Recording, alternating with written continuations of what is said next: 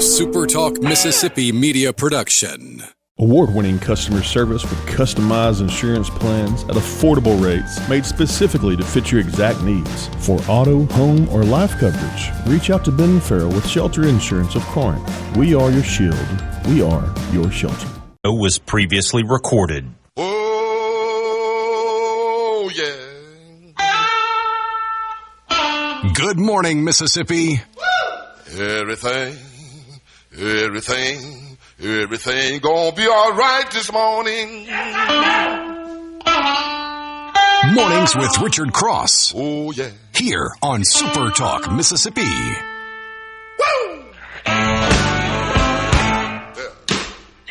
Good morning and welcome in. It is Mornings with Richard Cross on this Friday, May 22nd. Thanks for being with us. Alongside Lance Toller, I'm Richard Cross. We're glad to have you along.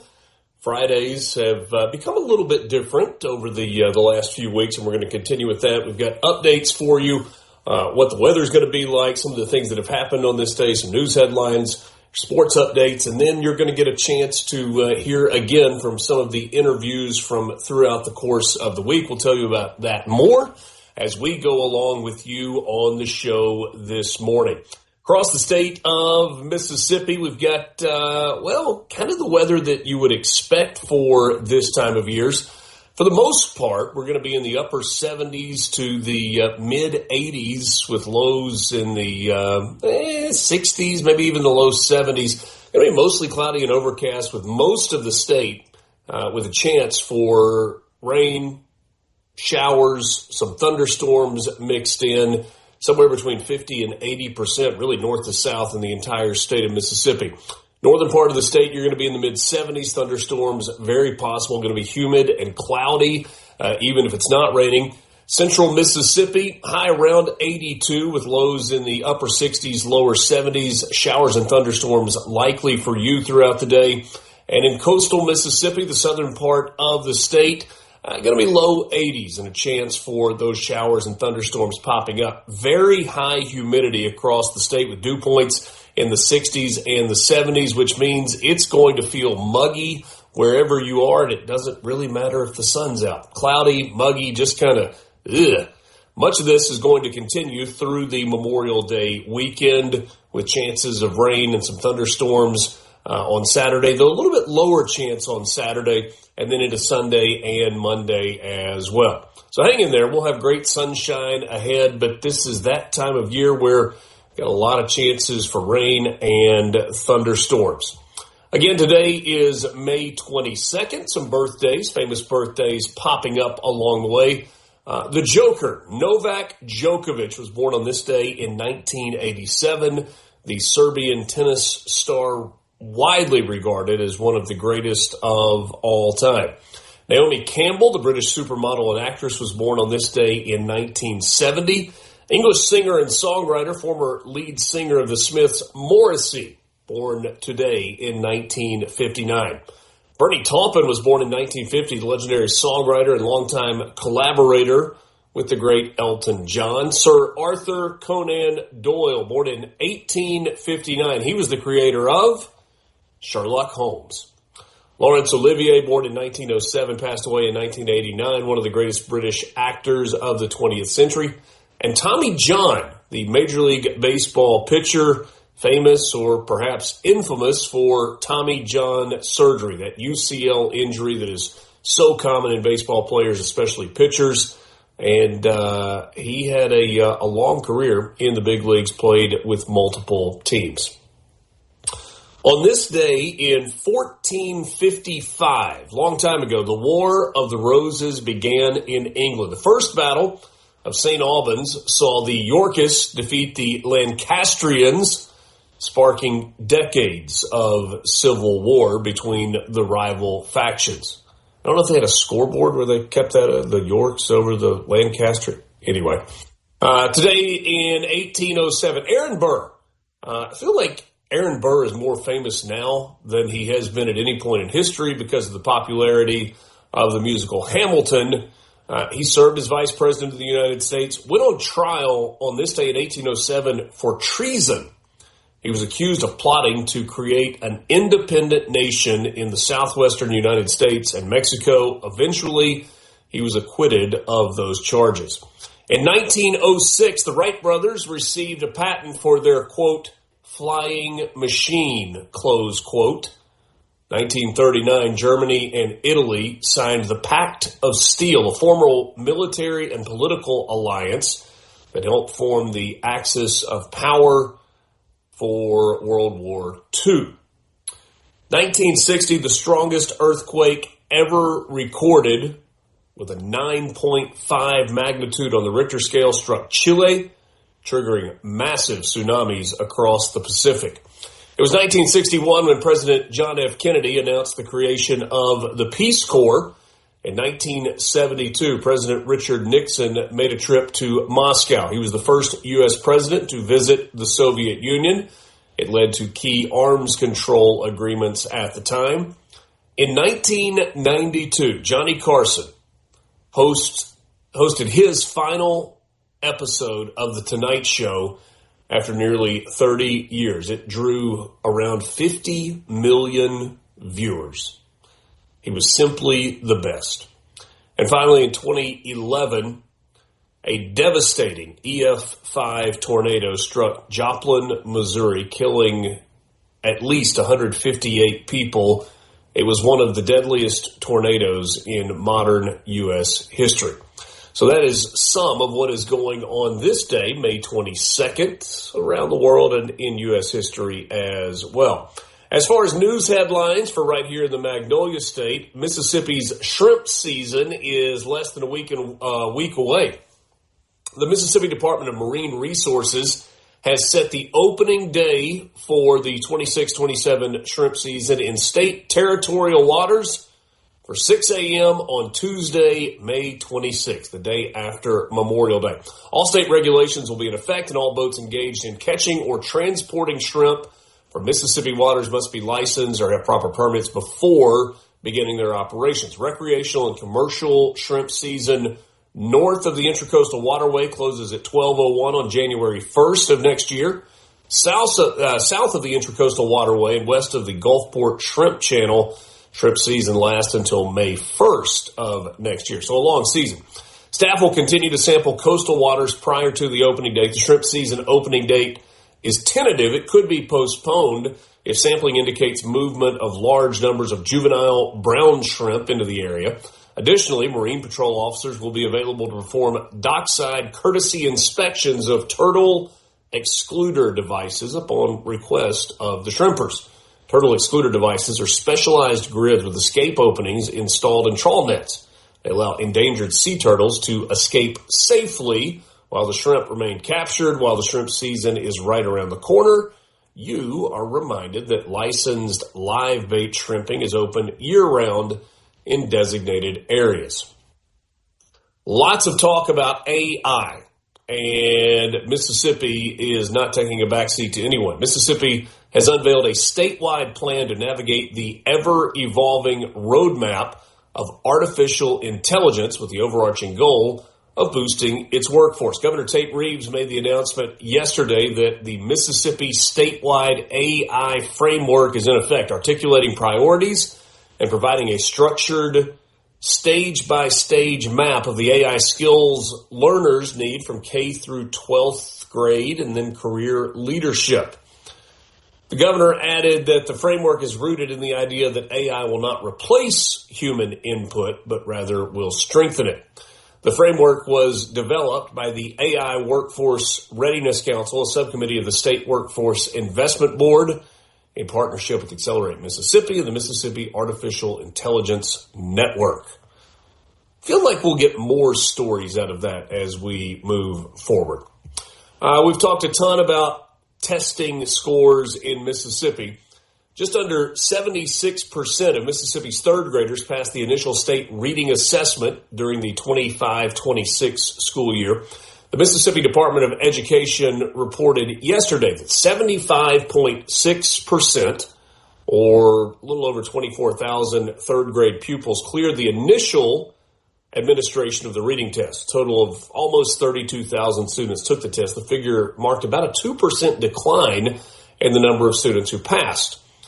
24-25 school year, 77% of third graders passed the initial administration, 85% almost when it was all said and done after the retests. Those retests are coming soon. Some have already been taken. Up to 2 are allowed for students who don't pass the initial test.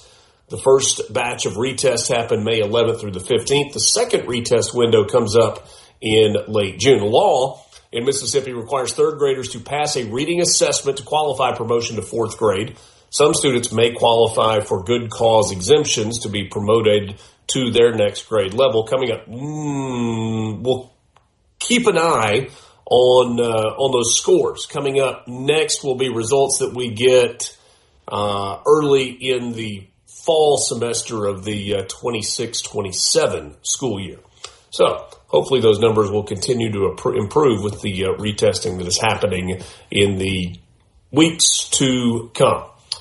Coming up, we have got a lot for you this morning. In our next couple of segments, you're going to hear a conversation that Lucian Smith had filling in for me on Monday of this week with the chairman of the Mississippi Republican Party, Mike Hurst. So that's coming up in the 7 o'clock hour. You will hear from my interview with Burl Cain, who is executive director of the Department of Corrections in Mississippi. Also, a good visit that I had with Senator Daniel Sparks in the 7 o'clock hour. In the 8 o'clock hour, Woody Bailey with an update as we get closer to cruising the coast.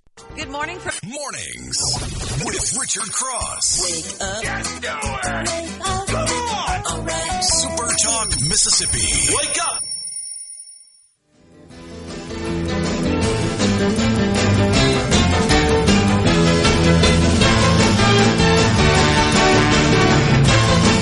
Well, with us in studio is the chairman of the Mississippi Republican Party, Mike Hurst. How you doing, Mr. Chairman? Good morning, Lucian. Great to be here, buddy. Hey, thank you for taking the time to be here. I know you've got your full-time job that pays you, your full-time job as chairman that doesn't, and I think another job with the RNC that probably also doesn't pay you. No, it's a blessing. It's a blessing. So everything's good. Well, how are things at the party right now? We're rocking and rolling. We're getting ready for a big statewide gala that we're putting on, the 2026 Lincoln Reagan Trump Gala. So we're getting we got a very exciting special guest speaker. I can't tell your audience yet who that is, but it's going to be a huge event here in Jackson area.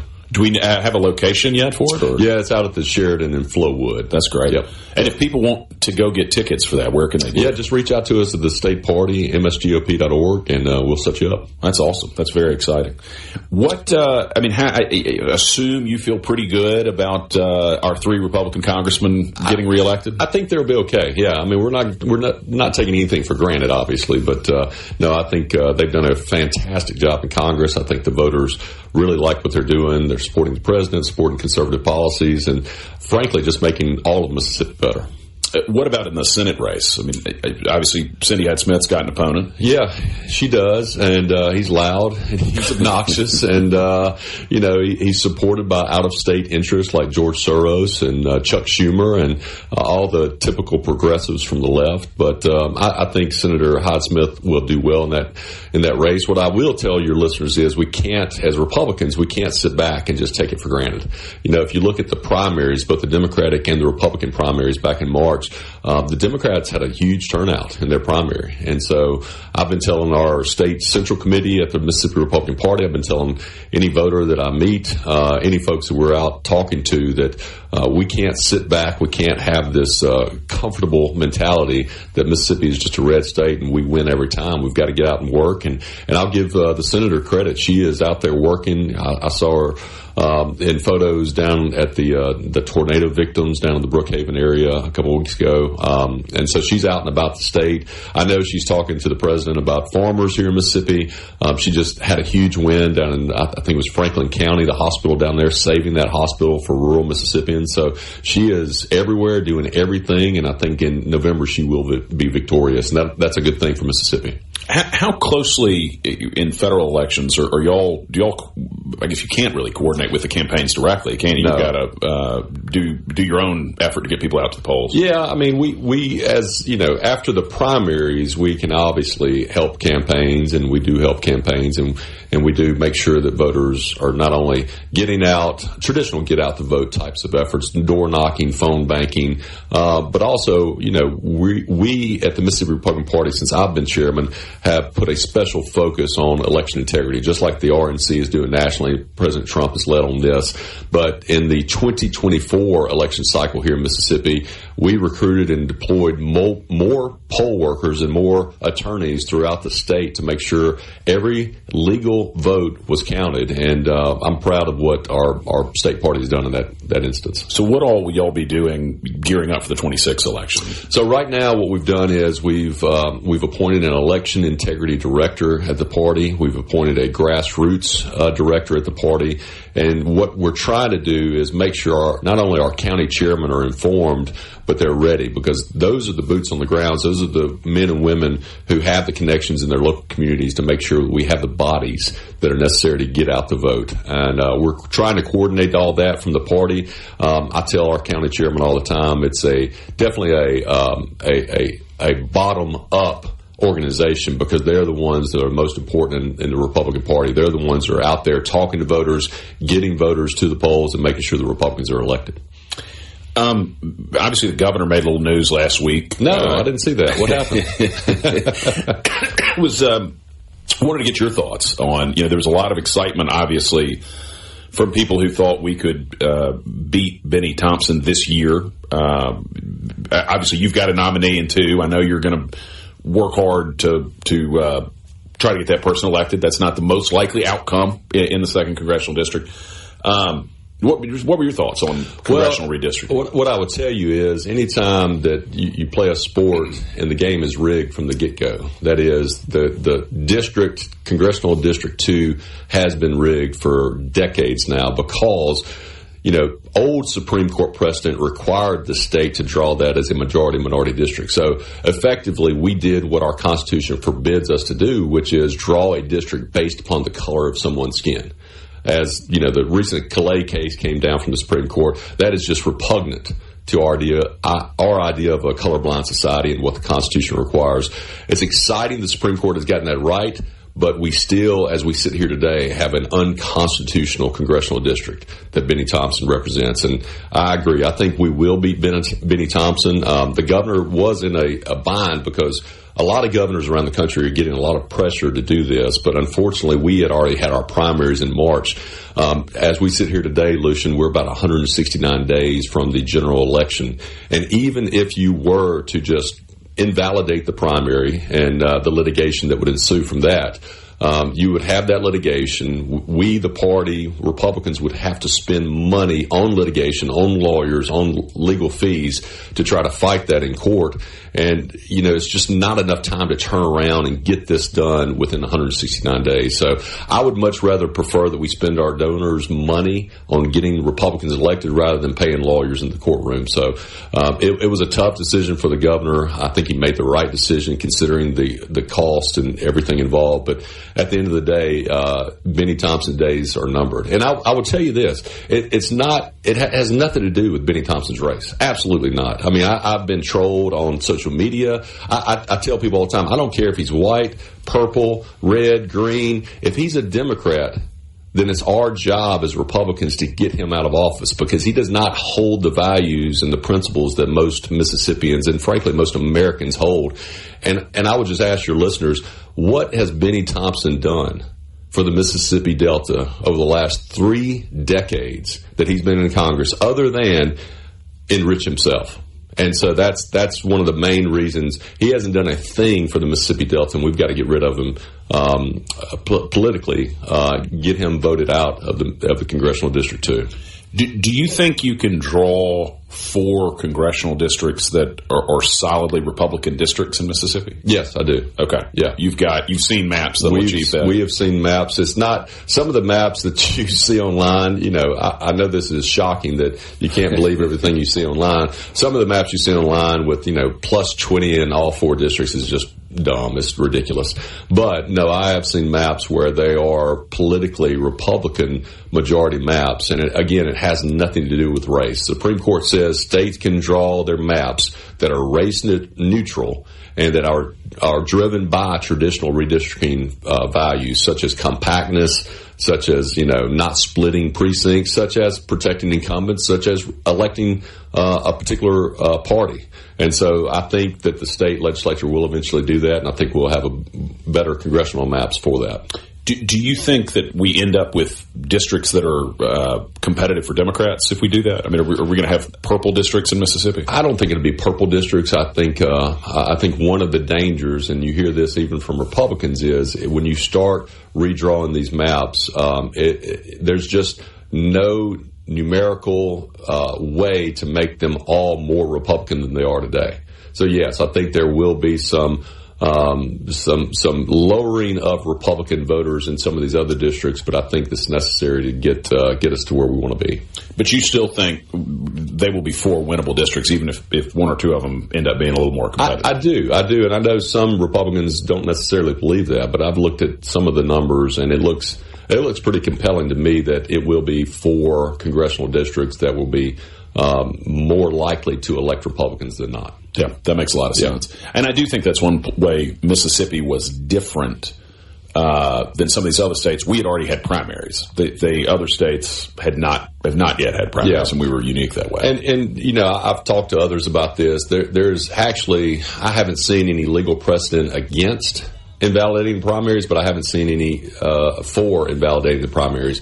Anytime a court finds a congressional district is invalidated under the Voting Rights Act, they do invalidate the votes, and they have to hold a special election. Right. You stick with us for another Absolutely. second? Y'all stick with us. We'll have more with Chairman Mike Hurst of the Mississippi Republican Party coming up next.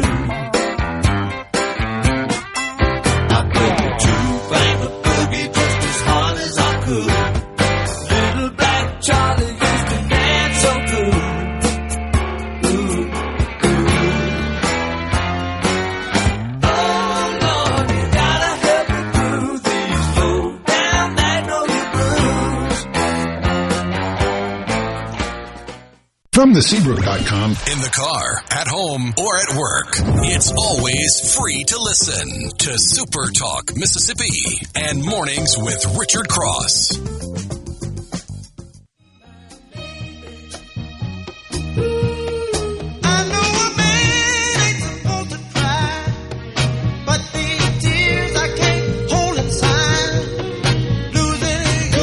This is Lucian Smith in for Richard here on Mornings on SuperTalk Mississippi. Have with us still Mike Hurst, chairman of the Mississippi Republican Party. Josh from Amory on the C-Spire text line says, I thought the special session was for Supreme Court districts. And Josh, you're right. It was for Supreme Court districts, but there was talk of expanding it to include congressional districts. And so that's where that was coming from. And he canceled the special session altogether. But we were talking about this a little bit off the air, Mike. Tell us a little bit about what happened in Virginia, because it does, to me, show how sometimes the game really does seem to be rigged. The Democrats are the ones who are doing it. Yeah, so maybe your listeners don't know, but I was recently elected general counsel of the Republican National Committee, and so we had a number of lawsuits in that Virginia referendum. And basically what the Democrats in Virginia tried to do was they tried to change the constitutional process for redistricting in Virginia. But in order to do that, their constitution requires a multi-step, multi-year process to actually change their constitution. And it requires the General Assembly to propose a constitutional amendment and then have a general election on those legislators and then come back the next year in that General Assembly and actually pass the constitutional amendment and then have a referendum on that constitutional amendment. But what the Democrats tried to do was in about a 5-month period compress all that, just stick it all together, try to pass it, and they did pass it. And the irony is here, we in the RNC were trying to stop the referendum from happening because they did not follow all these constitutional requirements. But the Democrats kept saying, no, you have to let it play out before it can happen. And they did that because they thought the referendum was going to pass, and if they lost in the courts, they could just run to the courts and say, oh, you're violating the will of the people. They have done this. No, you violated the law. And fortunately, the Virginia Supreme Court did the right thing. They looked at the Constitution. They looked at what it required. And they said, no, you guys in the legislature completely violated the Constitution of Virginia, and they threw it out. And for us at the RNC, yes, we litigated that. We had about 3 or 4 lawsuits regarding that. But at the end of the day, the Democrats blew. They wasted almost $70 million on that referendum trying to get it passed. And not even looking at the fact that their Democratic legislators, had just completely violated their state constitution. And the goal in that redistricting was to create an overwhelming number of Democratic districts. Yeah, it was going from a 6-5 Democrat-Republican congressional map to a 10-1. And if you looked at the congressional map that they created, your listeners may be familiar with the northern part of Virginia, right beside the D.C. area, which is very liberal, very Democratic. And they would make these maps that extended all the way out to the Shenandoah Valley, all the way out to Newport News, all the way down to southern rural Virginia. And they even had a map that was in the shape, I'm not making this up, in the shape of a lobster. Because they wanted to gerrymander so much in order to make sure Democrats were elected. It does seem, you look at the Northeast, you look at a bunch of democratically controlled states, it does seem like they are deliberately drawing districts that are deliberately gerrymandered to elect Democrats and leave Republicans with no representation. Yeah. I heard the vice president talk about this on the radio. If you look at a state like Massachusetts, people think of Massachusetts deep blue. Well, actually, almost 40% of the voters in Massachusetts are Republican. Right. Yet they don't have one single Republican congressman or woman representing Massachusetts. So to say that we here in Mississippi are trying to, remap our state in the congressional side to make it more favorable to Republicans when we have about 40% Democrats voting. I mean, I don't know how the Democrats are going to argue that Massachusetts has done it, but Mississippi cannot. Somebody, if you've got questions or comments for the chairman, send us a text at 601-879-4395 at the C Spire text line.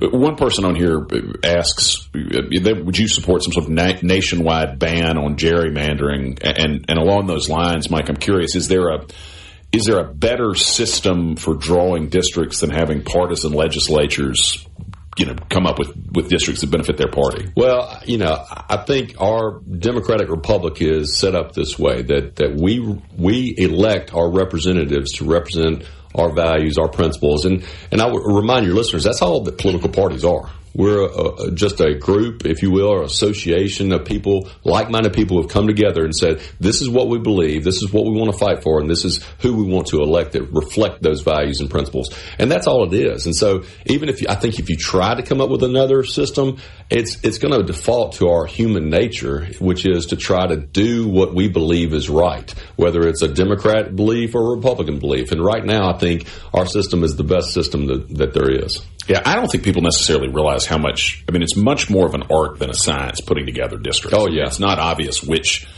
county should go in which district. I mean, obviously, to your point, they've got to be contiguous, they've got to be compact. but there's nothing magical that tells you, well, you have to have DeSoto County has to be in this district or you're not. That's right. And I've heard people say, no, we just need to, divide the state up 4 ways just across geographically. And I'm like, that doesn't work. We have this principle, this constitutional principle that's called one person, one vote, and which means we have to have close to equal numbers of people in each district in order to be fair, so that one district doesn't have, 1 million people and another district has 250,000 people. That would not be one person, one vote. So we got to make it fair. Well, somebody on here, Joey the trucker on the C Spire text line, is asking why the Thompson district is so big, and that's the reason it's so big. Is it's geographically large to get enough people that you've got. That's exactly right. The Delta is kind of rural, the Delta is rural and sparse, and you have to make these districts bigger in order to encompass the numbers of people. Remember, at the end of the day, it's about numbers. It's about having every person has one person, one vote, that we are equal in numbers or close to be equal in numbers, so that everybody has the equal representation in Congress. So what are you, in terms of messaging that's coming out of the RNC and out of the White House, I mean, what all are you focused on and sort of excited about in terms of messaging as we get into November, or get closer to November? Yeah, I mean, I think promises made, promises kept. If you look at the immigration issue and our borders were completely open during the Biden administration. And that's not an exaggeration. There are literal videos of, Customs and Border agents having to take down fences and just illegal aliens literally flooding our country.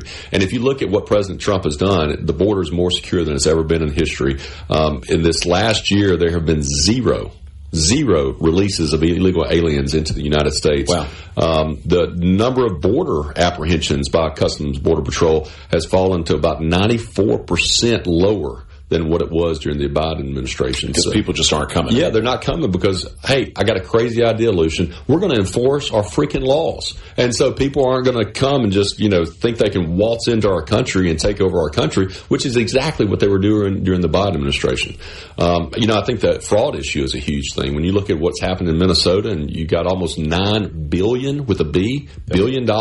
Amazing. In money stolen by, whether it's crooks or illegal aliens or foreign gangs or bureaucrats or liberal NGOs. I mean, the president has signed an executive order. He's put his vice president. I mean, can you recall when a vice president was put in charge of a task force? He's been put in charge of the fraud task force. And actually, one of my buddies, a former U.S. attorney from Pennsylvania with me when I was in the Trump administration, Scott Brady, is helping to lead that task force, and Scott's an incredible prosecutor and tenacious and would do a great job. So, and then, I just think there's a lot that has been done over the last, year and a half. And some would argue, and I would too, that more has been done in these last 17, 18 months that Trump has been in office than some presidents can accomplish in a 4-year term. So, we're going to keep fighting for that. The jobs numbers look good. The April jobs numbers came in at about 115,000 new jobs created, whereas the analysts predicted it was only going to be about 65,000. So the economy is booming. Stock market is booming. People are having jobs in record numbers. Wages are up. Trump keeps saying that we are in the golden age of America. And if you just look at the numbers and you look at how people are living, I think that's correct. It's sort of extraordinary to be, you'd think you'd always have this, but it's nice to have somebody who doesn't think America's in decline. Right. And that decline is somehow inevitable. Well, and it's nice to have somebody that, the world fears and respects again, because for the 4 years during the Biden administration, we were a laughing stock. The other countries did whatever they wanted to do, despite what America's goals were, and we don't have that anymore. Trump and Vance have made America first in their priorities, and I think that's good for all of us. Well, it's what you want from your president. We've got about just 30 seconds left, Mike. Any final thoughts before we head out? No, I would just encourage all of your listeners to we have elections in November. I would encourage you to get educated on those, and I would ask you to look us up at msgop.org or reach out to us. We'd love for you to get involved and help us elect some conservatives, Republicans come November. That sounds great. Hey, Mike, thanks for being with us. We've had Mike Hurst, the chairman of the Mississippi Republican Party. This is Lucian in for Richard. Stick with us for more coming up after this break. Ain't no countries, ain't no doctor.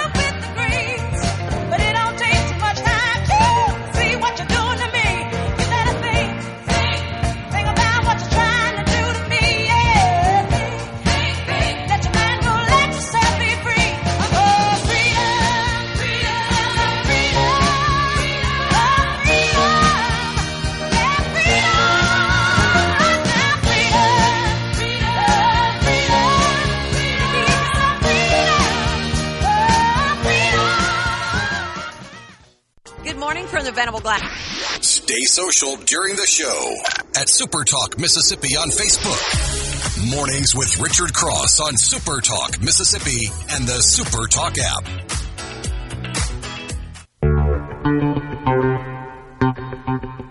Back with you. It is Mornings with Richard Cross on SuperTalk Mississippi on this Friday morning, May 22nd. My thanks to, first of all, Lucian Smith for filling in on Monday. Always good to have Lucian in. Great mind. Really enjoy when Lucian is here. And also to Mike Hurst for joining Lucian, leader of the Mississippi Republican Party, and always good to hear from Mike Hurst. Also always good to hear from our friends at C Spire, who have got an incredible thing going right now, and that is the One Plan. This is new from C Spire. Fiber home internet and wireless, only $99 a month for new and current C Spire customers. One plan, one price, one experience, zero compromise. You can save over $700 a year with 3 phone lines from C Spire compared to AT&T. Plus, with 5-year price lock, you pay one rate with no surprises. And that's just the start. The One Plan from C Spire also gives you free 5G phones for each line, a free home Wi-Fi device, free mobile hotspot, and free fiber installation with an exact appointment time that you choose. Even better, you'll get priority customer service from your local C Spire Blue Shoe crew, highly trained and here to ensure you get the best fiber and wireless experience from day one. So don't wait. Get the One Plan today. Visit your local C Spire store or shop online now at cspire.com/oneplan. C Spire, customer inspired. It is time for your Mississippi Lottery update. It's brought to you by the Mississippi Lottery. A reminder, tomorrow night, Saturday night, next Powerball drawing is coming up. The estimated jackpot, $131 million. That's an estimated cash value of $57.5 million. And then for Mega Millions, that one's coming up tonight. The estimated jackpot for tonight's drawing, that is Friday, May 26th, $296 million. An estimated cash value, $128.6 million. So knocking on $130 million door, that would be nice for any of us. A New Albany woman won $50,000 on 10 tickets from Eagle Fast Stop number 2 in New Albany on a cash for, well, not a cash for, but several cash for tickets. Congratulations to her. All the updates that you need are online at mslottery.com. Be sure to download the Mississippi Lottery app to stay in touch and to keep up with all of the developments. All right. Time for your morning sports update brought to you by Pearl River Resort. Online, find them at pearlriverresort.com. That's pearlriverresort.com. Your home for family thrills, casino fun, and live entertainment. Mississippi State's SEC tournament run came to an end yesterday as the Georgia Bulldogs knocked off the Mississippi State Bulldogs 5-3. The expectation that basically everyone has is that Mississippi State will be hosting a regional in Starkville, but now the waiting begins. NCAA regional sites will be announced on Monday, Memorial Day. It's right around lunchtime, maybe 11 o'clock when those come out. But Mississippi State unable to get it done. They're now 0-4 against Georgia this season. Let's see. Mississippi State in this ball game started Duke Stone. He lasted 3 1/3, gave up 6 hits, 4 earned runs, struck out 4, and walked 1. Offensively, leading the way was Reed Stallman, 2 for 3 in the ball game. Mississippi State, though, could only muster the 3 runs in the game, and the Bulldogs' tournament run comes to an end. Joey Volchko was the winning pitcher for the Georgia Bulldogs. The other game that happened in the SEC tournament yesterday, Alabama and Florida. The Florida Gators, who finished the regular season with 18 SEC wins. They've pushed that number up to 20 now for the season after a couple of victories in Hoover. They beat Alabama 13-3. 13 runs, 16 hits for the Florida Gators in the win. Moving down the road from Hoover to Montgomery, The Sun Belt tournament rolls on, and Southern Miss will be back in action tomorrow after Thursday was an off day. Troy beat South Alabama. Coastal Carolina beat Appalachian State. South Alabama a winner over Georgia State. Louisiana and Texas State were the late game. So what we know is that we will see Southern Miss in action in the first game of the day tomorrow. Southern Miss trying to get to 2-0 in the tournament.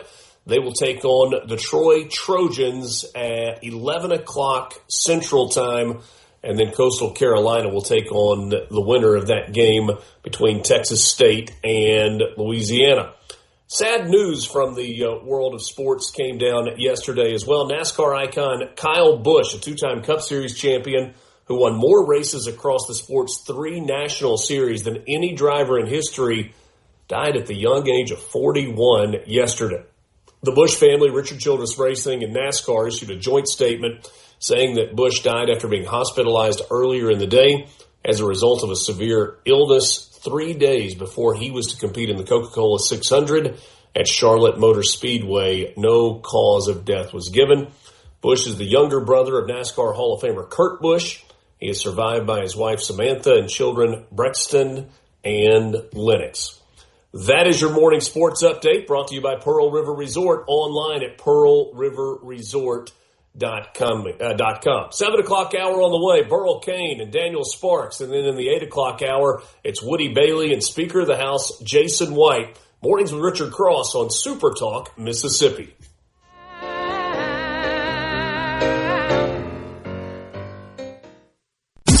Was previously recorded. News, interviews, weather, sports, all right here, all morning long. Mornings with Richard Cross on SuperTalk Mississippi. It always seems to go that you don't know what you've got till it's gone. Just give me life this morning down on. C-Spire text line is open to you. It's Mornings with Richard Cross. The One Plan from C-Spire is here. Fiber home internet and wireless, only $99 a month for new and current C-Spire customers. One plan, one price, one experience, zero compromise. Get started now at cspire.com/one-plan. C-Spire, customer inspired. I'm happy to welcome my first guest this morning.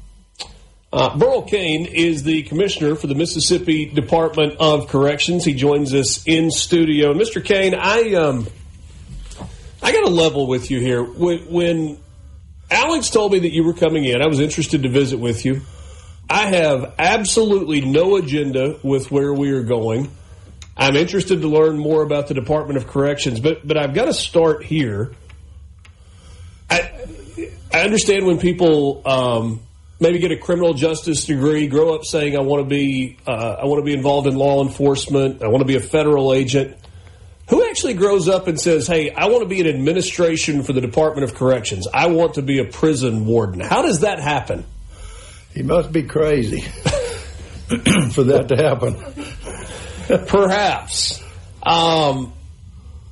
I was reading about your background and the places that you've been, spent a long, long time in the state of Louisiana, running the Department of Corrections in Mississippi. Tell me a little bit about your journey. Well, I'm really an agriculture teacher, and I went to school, college, LSU, to graduate to teach ag. I taught school 3 months. That's the worst job in the world. Those school teachers need to be paid more, I can tell you, because those kids will drive you crazy. Prison is easier than school, because at least you can kind of make them be good. But anyway, then it became kind of a political thing to me. My brother was a senator, and I needed a job because I didn't want to teach school, so I got a job running the farm for the prison. And then from there became a warden. I was a warden 34 years. That's probably longer than anybody in the country because I started at the top as a warden running a prison with no experience. And that taught me I could do the same thing in Mississippi. I just had to have people that were smart enough and motivated enough and could deal with other people, could be successful wardens. What is the guiding principle that an honorable prison warden needs? Well, he needs to, first of all, he got to keep his word. If you say a rooster can plow, get the harness. So you gotta be a man of your word. Do what you say you're gonna do, but also don't back yourself in a corner and say you're going to do things that you can't do. And I learned that being a school teacher, the methods courses. That helped me a lot to be a warden.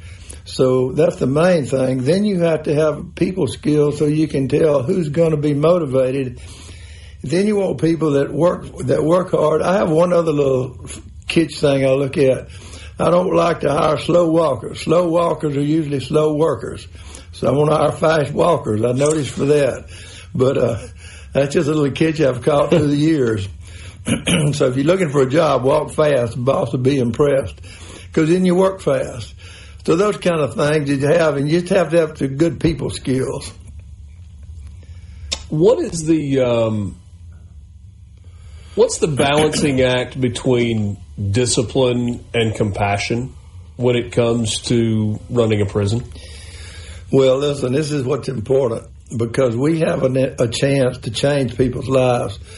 My mother was the driving force, really. When I became a warden, she told me, raised in a really Christian Baptist home, we went to church every time the door was open. When I went to LSU, I went wild, but I came back around. You weren't the first, and you aren't the first. Excuse me?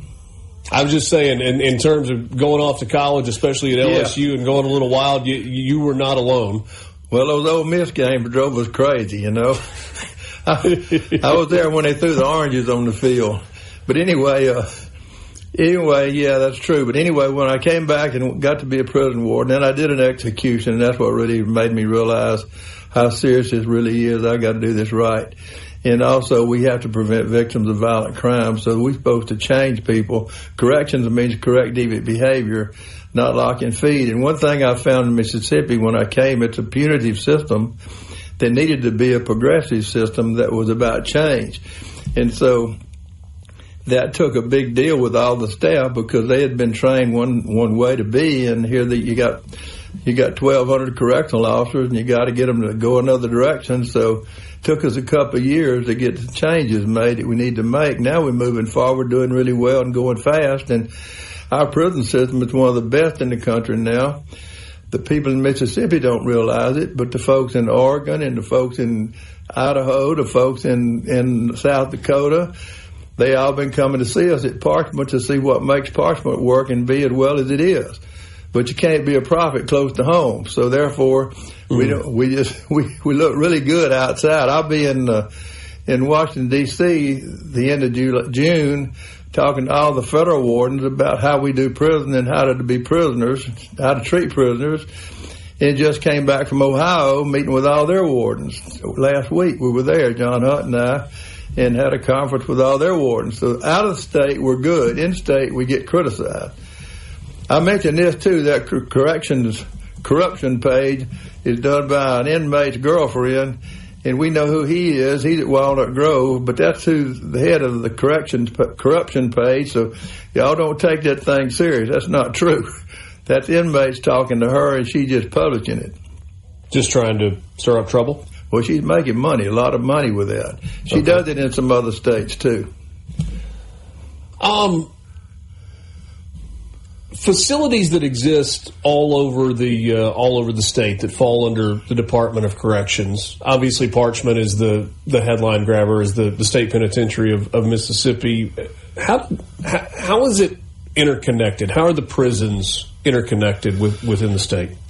Well, what happens is you have Walnut Grove is where the guys in the gang go, and we about have the gang is suppressed here immensely, and that's what people look at. We had no gangs at Angola, and I'm just about there here. We've got about 450 gang members now that's identified at Walnut Grove. See, it takes care of them. Parchment is really one of our very best prisons. It has the farm, and the one thing about that, this year we planted over 5,000 acres of soybeans. Last year, 3,400. China's going to buy beans, so our beans are in the ground. They're coming up. So we're looking for a bumper year. Hope we have a good harvest year because all our land almost is irrigated. We farm the irrigated land, leased out the other land. That's good. We have gardens everywhere in all our prisons, so inmates learn to grow gardens at home when they get out of prison so they can grow food for themselves. The girls really like the gardens. And so that's going on. So we have a lot of programs going on. We're going to graduate 600 inmates with ASE certifications and NCCR certifications, and they're going to get the patch on their arm like you see at the Chevrolet place or the Ford place, the mechanics. Then we're going to have a job fair in June, so we're going to be trying to place them in jobs, and they're going to be 8 months short when they finish their school, so they're going to be employable this year. We have our probation pro people looking for jobs, and they've already found for this year 284 jobs, so they're doing really well. Probation pro is helping us find jobs. Here you got to have a job, and you got to be moral, or you're not going to make it when you get out of prison. You just got to have a job skill, and so then you can make it. And you got to have something that's certified. It's a real deal job. You got to be trained. So we really focus on that now more than ever before. And the teachers would cost so much we couldn't afford it. So when you come into prison, we'd give you a test, and we find out what you did on the street. And if you were a mechanic and you were working for some dealer or something like that, or whatever you did, we'll let you come to prison and start teaching that to other prisoners. Therefore, you're busy, and we're getting something from you, and you're able to do your time, and you're able to give something back to other people, which makes you yourself feel good that you're giving something to others. And so that way it really works. We got a couple of computer geeks in, and so they help us put cameras on our fences so we can watch that and so forth. So really? Yeah, so we use inmates to work and jobs and so forth. And then we set aside $1 million from the welfare fund to pay them a little bit of money so they can buy a hamburger and buy Coke and get a reward for doing it. So prison is not easy, but prison is progressive, and prison is changing lives, and that's what it's supposed to do, correct deviant behavior.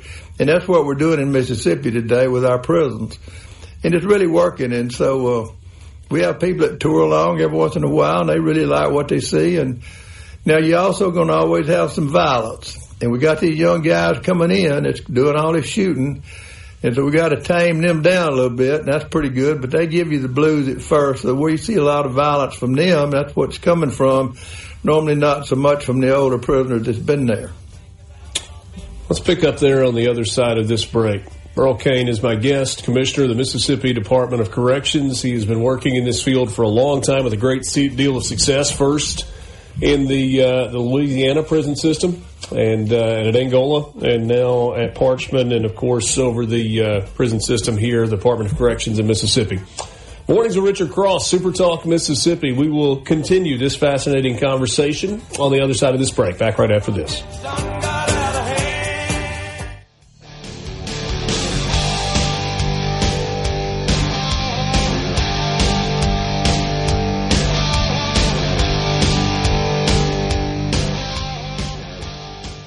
From the Venable Glass. As the sun rises, he has all the news you need. Mornings with Richard Cross on SuperTalk Mississippi, supertalk.fm, and the SuperTalk app.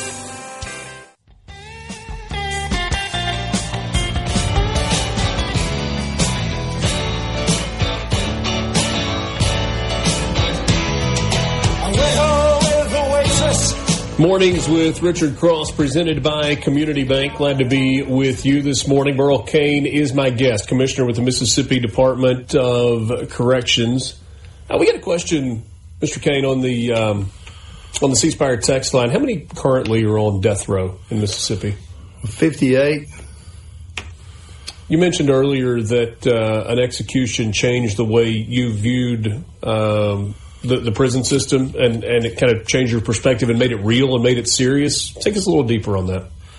Well, my mom told me, and before she passed, when I got the job, to be the first time warden, she said, God's going to hold you accountable if those men know him, and because you're in charge of them. And so she charged me with that, and that's all she said. I thought she was going to be happy and tell me all kind of good stuff. She told me that. That was good stuff. But anyway, so I followed that pretty much, and then I started the Bible college at Angola, and we had started producing our own preachers, and so we saw the prison calm down, and that changed a lot. So therefore, moral rehabilitation, we coined that term, And that's true rehabilitation is moral, because to commit crime, you're moral. So moral people don't steal your lawnmower.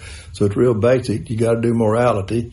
And so you find that in religion quicker than anywhere else. So that's why we push religion. We don't care really what religion. We stay compliant with the Constitution, any religion within reason. But anyway, that's what drove us and drives me, and that's what we do here. And so we do have a lot of religious programs, and we do have a seminary with 104 students, and the Mississippi Baptists pay for it, $90,000 a year. Thank you to all the good Baptists for keeping it going, but all the other people that donate to us. And so even though they teach all the different inmates and all the different religions and so forth in it, so that's good. And so that's our foundation, and we have these guys leave there and go out and become field ministers, and they go through all the prisons, and so then they calm the whole place down. So that's what other people are coming to see some of that and see how all this works and why is our prison safe as it is. But in Mississippi, they think it's not, because, we kind of don't do a lot of tours or anything because we just a prison. And so that's where we are. That's how that works. So it is a God thing. We have a foundation of that, and that's how we really operate our prisons morally. I appreciate the explanation. I know there are lots of different prison ministries that exist. I guess Kairos is the program that I'm most familiar with, where you have church people who go through a pretty extended training period, and then they go in and have a weekend or a few days. How are you seeing those work? They are growing and spreading within the prison ecosystem? Yeah, they come, and this is good. Here's how we operate. We have inmate preachers that we produce with 4-year degrees accredited from New Orleans Baptist Theological Seminary. So they're real deal preachers. So the inmates are the pastors in the churches, and they form their own churches and get their Bible studies and all this. So just like your church, they're there all week, and they can preach, and they can do everything a preacher does. Then the Kairos comes in, and they come in for a weekend, and they leave. But if you don't have your inmate preacher, when they leave, there's nobody there. So if an inmate's mother dies, this inmate preacher can sit on the bed with him and talk with him all night long and be there and console him. And he's trained in social work as much as preaching, because all his electives are in those kind of electives in social work. And so therefore, that makes it work for us, because then if we've had inmates, preachers talk inmates not to kill themselves. They were about to commit suicide. And it can console them and talk them out of it. So they're peacemakers in the prison. They have no authority to boss anybody or what have you, but they just do what preachers do. And so that makes prison safer. Kairos and these other folks come in and support them and help them to, be better preachers and meet with them. And they still come too. We like that. That's how it operates. There is a certain way that the prison system, guards, wardens are portrayed by television, Hollywood, movies, streaming. How much of it's real, and how much of it is just for the sake of the screen? It's not really that real, because it's a serious job, and our correctional officers basically are. That's one thing we're talking about today. We're hiring correctional officers as much as we can. We pay $40,392, but we spend a lot of time training them now, more than ever before, and beef it up so that they shadow another officer that's really good, and they work with him. They're not threats. There's not a threat. You don't see where we have correctional officers killed or hurt or none of all that kind of stuff. And so prisons are basically safe, and as much as a street almost, I would say. And so it's a safe place. But I got to pause there just for a second. That's something that you're able to say with a straight face, and something that you believe. Prisons in Mississippi, you think, are as safe as the street? I think that you can I think so. I think you can walk in our prisons. We don't have to do shields. We don't have to carry guns. When I came here, we had a shotgun follow me everywhere I went. There's no shotguns in our prison. There's no guns in our prison. You can walk up and down the hall. The inmates are going to talk to you. It's going to be normal, even on 29, even on death row. And so you can just go into prison and walk around, and the women go. We have women correctional officers. It's safe. Now, I say that because on the street, you may not can do that either. So we're safe as them, really, because at nighttime on the streets, walking around in town, who knows? And so we are safe in our prisons. as much as can be. Now, I know everybody here is going to be saying, oh, no, you're not. That's a dangerous blow-up place. Well, come go walk with me, and you'll see. But anyway, it is. So what do you think? Did you watch Shawshank Redemption? I did. What did you think? I thought the warden was terrible. The warden was pretty bad. He was I think when I think about a portrayal of a warden in a movie, that's what I think about. And so this conversation is quite the breath of fresh air. I think he was terrible. I think about that a lot. I'm glad they got away. I'm glad he got away to stay in Mexico. Yeah, no doubt about that. I want to go back to something that you mentioned a second ago, the elimination of gangs or gang culture within the Mississippi Department of Corrections. That is another perception that at least I have, maybe others do as well, that gangs run the prison system. You talked about completely eradicating that in Louisiana and getting close to doing that in Mississippi. How in the world is that possible? It's possible because gangs are security threat groups. That means they're a threat to our security. Therefore, every gang member that we have that we know of is wearing red clothes, and that's maximum security, and the leaders are all at Walnut Grove. Then some gang leaders are gone to Virginia, to South Dakota, or some gone to Colorado. Could we trade with other prisons? And they trade with us. I have a Sioux Indian at Walnut Grove. He came from South Dakota, but they have one of my worst gang leaders in South Dakota. So there he's a zero. The Sioux Indian's a zero because we don't have any Sioux Indians to be in a gang with him. Wow. So that's how we trade and get rid of the leaders. Then they cry, I don't want to be gone, and so carry on. So that discourages others from being the leaders. Because as soon as we see leaders, we do something to them. Therefore, we still have corruption in prison like you have corruption everywhere to some degree because it's like fish, you can't catch them all. But you can dilute them to the point that they're ineffective. Also, that little deal I said, that $1 million incentive pay stuff we give to the inmates, which is going to be 3 or 4, 10, 15 cents an hour, then they're not broke and so poor that they can't have anything, and that's where the gang was living and thriving because it was giving them zuzus and cookies and cakes and stuff, or drugs. The drugs are the worst problem, but the worst problem is cell phones because that way they can make their drug deals, they can escape, they can say pick me up at this corner or what have you. The federal government is letting federal prisons block the cell phones. But in our prisons, we can't block them yet. We can spend lots of money and try to, but it's millions of dollars for these companies to come in and shut down the cell phone. We're paying that with a government grant, though, at CMCF and Parchment to close the phones off. They're our worst enemy. That's how the drugs are coming. Then the employees sometime and people visits and drones bring drugs. So we're working on drones to keep them out. That's why we have the cameras on the fences. And we put dogs between our fences so that people can't climb the fence because you got to deal with that bad dog. If you get over the fence, you got him to deal with, and you got to get over the second fence. So that's keeping people in the prison, not having so much escape. So that's just kind of the complexities of running prison that you got to do. And then there's budget. Oh yeah, my budget got cut this year, about $8 million. It really crippled us. But anyway, we're going to have to make it. Somehow we will. So we just got to do it. I hate that. I can't believe they did that. But anyway, they did. What do you think the rationale was there? It's easy to cut when it's people who are behind bars? No, I think it was just a lot of misunderstanding on what we do and so forth. And they just missed the mark, kind of like deer hunting. You missed the deer. You missed us. He wasn't aiming well at meeting our need.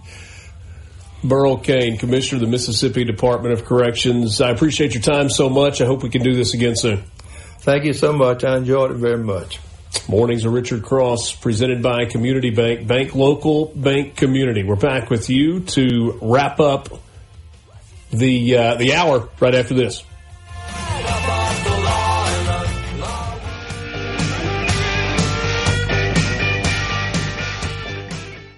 From the Seabrook. Mornings with Richard Cross is brought to you by Covington County Hospital in Collins, where your health matters. Before you grab your keys, you You've got the news that matters. Back to Mornings with Richard Cross on SuperTalk Mississippi and the SuperTalk app.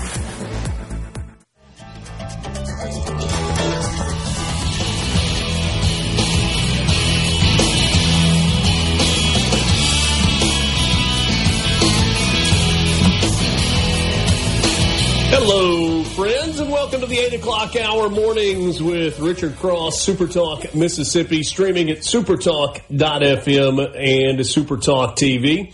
Mornings is presented by Community Bank. At Community Bank, we're here for every part of your financial journey, looking to manage your finances. Our banking services make it simple, secure, and tailored to you. Ready to grow your business? We offer expert guidance and custom solutions to help your business thrive. Dreaming of a new home? Our mortgage specialists are here to make the process seamless, all designed with you in mind. We're more than just a bank. We're your partner for life's biggest moments. Community Bank, rooted in our community, member FDIC, equal housing lender. And I would remind you that this hour of Mornings with Richard Cross is brought to you by MWG Employer Services. Running a business is tough, and if you're struggling with HR, benefits, and payroll, you are not alone. That's where MWG Employer Services comes in. They can provide a full range of employer services, plus a custom plan that fits you. Call today, 601-206-7966, or go to mwgemployerservices.com. Senator Daniel Sparks joins me now. He represents Mississippi's 5th District, Itawamba, Prentiss, and Tishomingo counties. He is chair of Economic and Workforce Development, vice chair of Judiciary B, and now is officially a candidate for state auditor. Senator, good morning. Good morning, Richard. It's good to be with you. Appreciate you having us on. I appreciate your time. Let's start with why. And I ask this respectfully. I think you have done a good job. Full disclosure, I've known Daniel for a long time, well before he was elected to office, and so there is a personal relationship there. But I think you've done a good job in your role as senator. And I wonder about stepping away from a leadership position and the importance of that to seek a statewide office. Well, Richard, it's very kind, and thank you. It's a level of effectiveness for the taxpayers of the state of Mississippi. I am honored to serve Senate District 5, and I'm forever grateful for the people from my home region allowing me to represent them for 2 terms.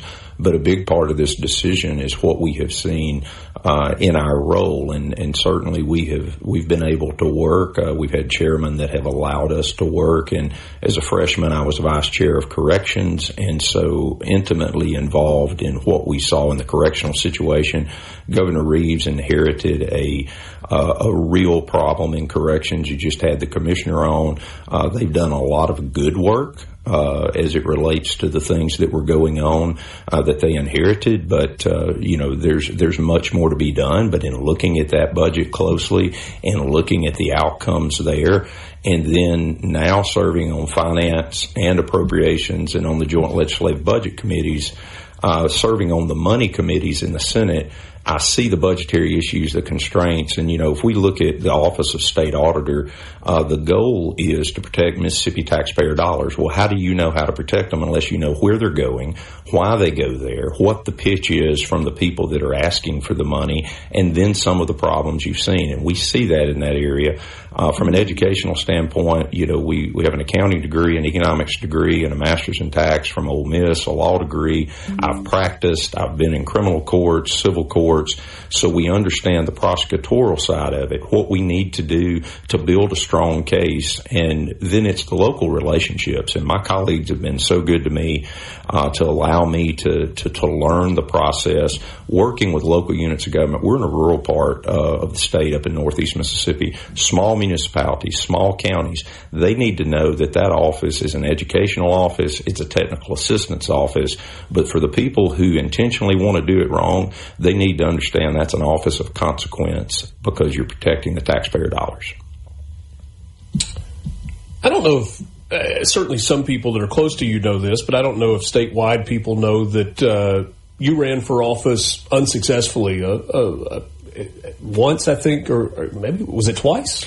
I ran one time. I've run 3 times. I'll tell you, Richard, I've run with 3 people in a Republican primary and was fortunate enough to be successful in 19. I ran with 13 people, including myself, in a congressional race when Congressman Nunley passed away in that special. And I finished right where I was supposed to, because you talk about nobody from nowhere, no money, and no idea what they were doing. That was us, but we worked hard and we met a lot of people and built relationships in 2015 across 22 and a half counties that we've cultivated over the years and now serve with a lot of those people that I met. Economic development and workforce chairman, I get to work with counties and supervisors and people in those areas that I met during that campaign. I wouldn't take anything for that experience, and honestly, drawing on that experience gives us a taste of what it's going to be like to run in 82 counties. And then I ran unopposed in 23, and I can tell you which one I like better. Unopposed. I'm sure that is the case. There's a reason I asked that, too, because everybody has a fear, right? Some people have this deathly fear of snakes, like they just freeze up. And for some people, maybe it's the Loch Ness Monster or getting run over by a Mack truck. But for a lot of people, it's public speaking or really putting yourself out there with a chance you're going to lose. You've done that. You've gone through that. And it's interesting to me to hear you say, yeah, but that prepared me for this, and your willingness to put yourself back out there again. I think that's well stated. And, I may have a broken piece of DNA in my system because I absolutely love going and meeting people, going to whether it's club meetings or, anything. And I think some of that comes just from my upbringing. My dad, as a preacher for over 50 years, did a lot of revival work when I was young, and we would go from church to church, community to community. He would preach. This is back when revival lasted from Sunday through Friday. There wasn't any Sunday through Wednesday type revival, but I saw that, and I saw how he interacted, and he came into a situation where he may not know anyone in that church, and his job was to persuade and motivate and move people toward the goal that he was expressing, and which certainly was pointing them to the cross.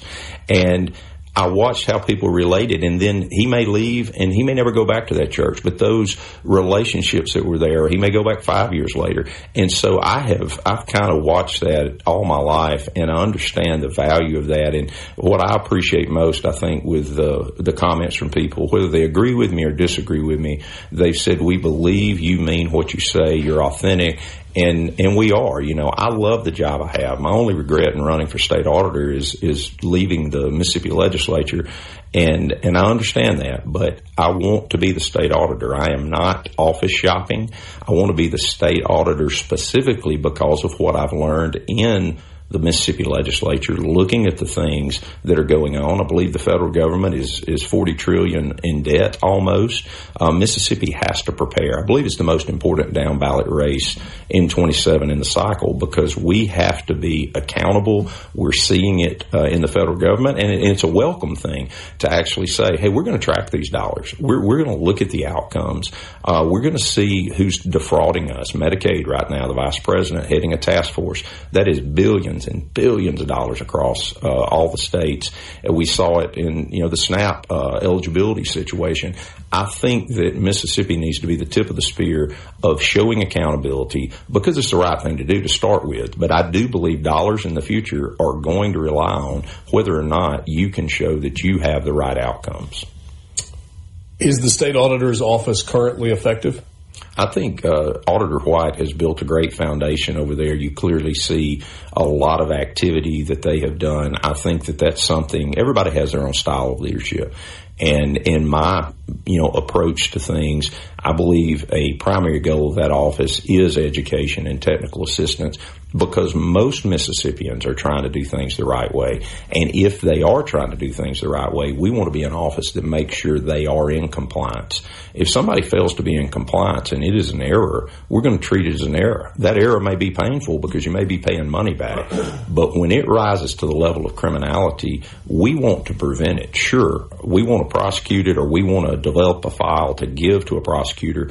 But the prevention piece, and we passed legislation this year, 2 major pieces of legislation, that our goal is to make bad actors not ask for the money in Mississippi because they know we're serious about coming after them. So that office has been very aggressive. I want to be clear. I think people can look at my legislative track record. I've got 7 years worth of YouTube video in committee and on the floor and debating bills. That is my nature, is to ask questions and hold people accountable and demand answers. And that's what we want to do. Now, that's being fair, because the thing about math is it's not partisan. It has no party. Math is undefeated. And when you sit down and you look at these numbers, number one, they have to math.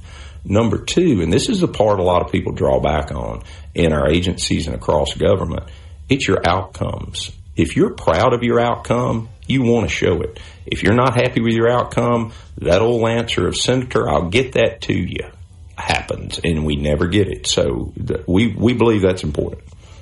30 seconds until the break. Have you talked with Shad White about the position of state auditor? I did. I met with Shad 2 years ago. My name was bubbling up. I wanted to let him know, hey, I'm not bubbling it, but I am interested if you vacate, but I'm not going to ask you if you're going to vacate. And I went back about 5 weeks ago, and he's expressed on SuperTalk that he's not running for auditor, and I said I am.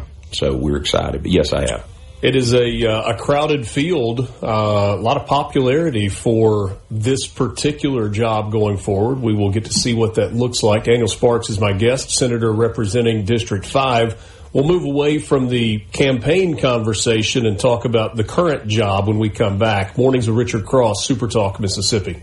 From the Venable Glass Traffic. Oh, Mornings with Richard Cross. What's up? Let's get the show going. SuperTalk Mississippi.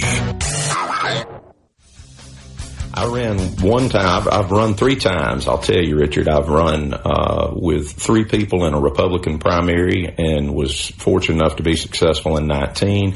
I ran with 13 people, including myself, in a congressional race when Congressman Nunley passed away in that special.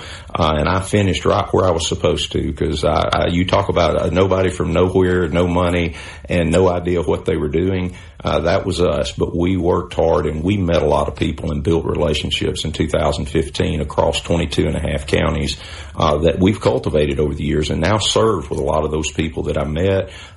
Economic development and workforce chairman, I get to work with counties and supervisors and people in those areas that I met during that campaign. I wouldn't take anything for that experience, and honestly, drawing on that experience gives us a taste of what it's going to be like to run in 82 counties. And then I ran unopposed in 23, and I can tell you which one I like better. Unopposed. I'm sure that is the case. There's a reason I asked that, too, because everybody has a fear, right? Some people have this deathly fear of snakes, like they just freeze up. And for some people, maybe it's the Loch Ness Monster or getting run over by a Mack truck. But for a lot of people, it's public speaking or really putting yourself out there with a chance you're going to lose. You've done that. You've gone through that. And it's interesting to me to hear you say, yeah, but that prepared me for this, and your willingness to put yourself back out there again.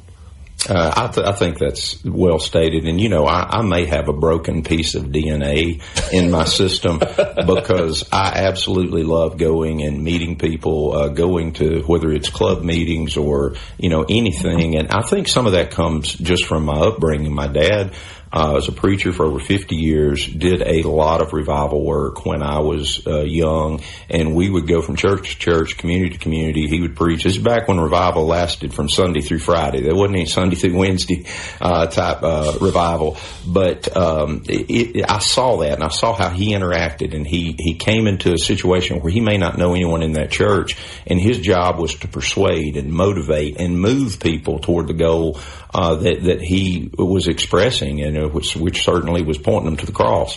And I watched how people related, and then he may leave and he may never go back to that church, but those relationships that were there, he may go back 5 years later. And so I've kind of watched that all my life, and I understand the value of that. And what I appreciate most, I think, with the comments from people, whether they agree with me or disagree with me, they've said, we believe you mean what you say, you're authentic, And we are. I love the job I have. My only regret in running for state auditor is leaving the Mississippi legislature, and I understand that, but I want to be the state auditor. I am not office shopping.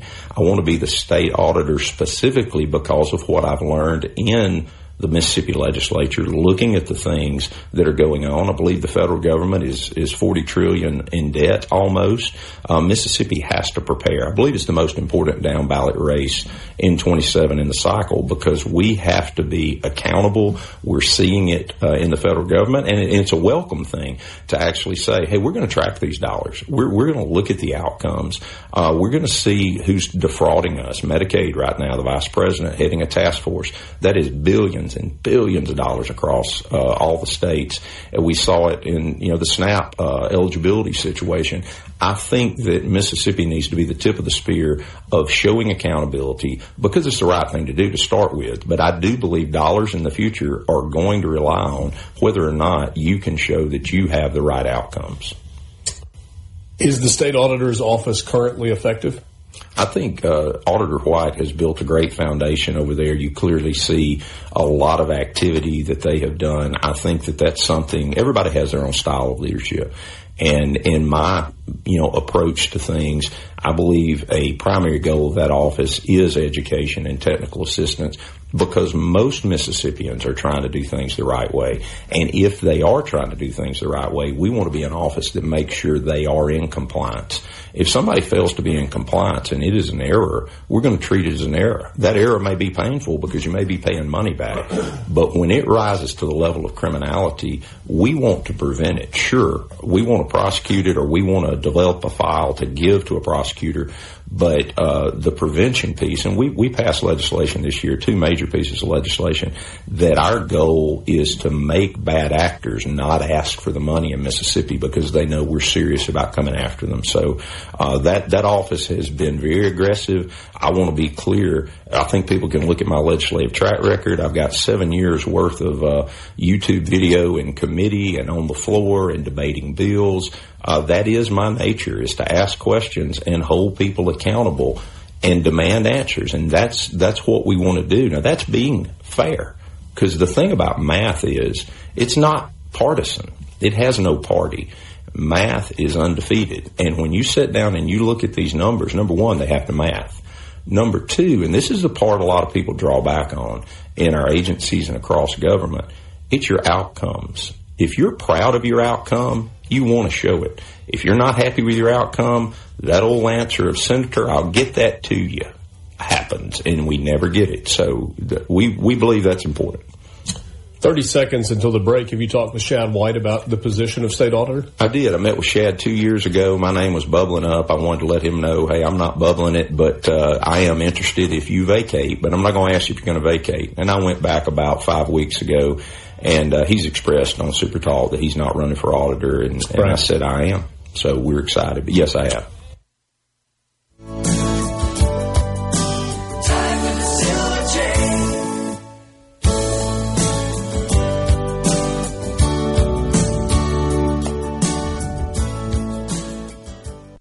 Was previously recorded. Start your day right. Mornings with Richard Cross on SuperTalk Mississippi. My next guest this morning is Woody Bailey, Executive Director with Cruising the Coast. This is Mornings with Richard Cross, presented by Community Bank and online at communitybank.net. Woody, I have heard coaches through the years say that winning a championship is not the most difficult thing. It's sustaining championship culture and going back and winning more championships. When you are named the #1 car show in the United States 7 different times, I wonder if that philosophy enters your mind at all, sustaining what you have built. Good morning. Hey, good morning. Thank you for having me. Yes, quite an honor for Cruising the Coast. I say it's really an honor for the people of the Mississippi Gulf Coast and the people of the state of Mississippi. We do all of us do such a great job. To me, the award goes to Cruising the Coast, but I think it goes to everybody that is in this state because we are so friendly. We take care of everybody, and Sustaining that for 7 years in a row is just awesome. But we've got a lot of people doing a lot of great things throughout the state and here along the coast to make this event the success that it is, and we're really, really proud of that. It was a USA Today 10 Best Reader's Choice Award, in which, as Woody just mentioned a second ago, 7 straight years Cruising the Coast has been named the #1 car event in the country. And that's probably the right way to describe it, right? An event, not a car show or a day-long deal. It stretches out for, I think, a little more than a week, if I remember correctly, and just is a massive event that pulls the entire coast together. Yeah, it's an 8-day event, and our competition was pretty stiff. We were up against 19 other car events throughout the whole country. I mean, some of them, the Woodward Dream Cruise, Back to the 50s event. Some of them have been around a lot longer than we have, and we keep coming out on top. And it's just so it's a great thing for us to do that. It's a great event. Not only are we celebrating that, this is our 30th anniversary of Cruising the Coast this year. So we're very excited about that. We want everybody to come down and see us. We got a great event lined up.